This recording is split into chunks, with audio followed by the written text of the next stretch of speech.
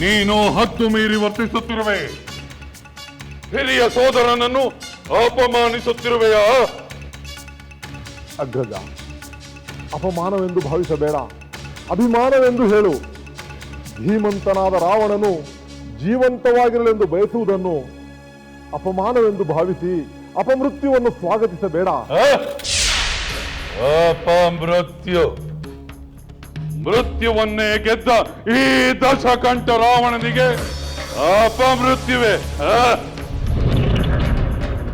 ಅಗ್ರಜ, ಆವೇಶ ಬೇಡ, ಕೋಪವನ್ನು ಬಿಡು, ಸಹನೆಯಿಂದ ಆಲೋಚಿಸು.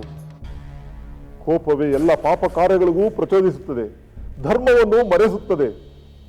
ಲಂಕಾಧಿಪತಿ, ಧರ್ಮ ಮಾರ್ಗದಲ್ಲಿ ನಡೆಯುವವನಿಗೆ ಸುಖವೂ ಸತ್ಕೀರ್ತಿಯೂ ಲಭಿಸುತ್ತದೆ. ಮಹಾಶಕ್ತಿವಂತನಾದ ನೀನು ಮಹಾಧರ್ಮಾತ್ಮನೂ ಎನಿಸಿಕೋ.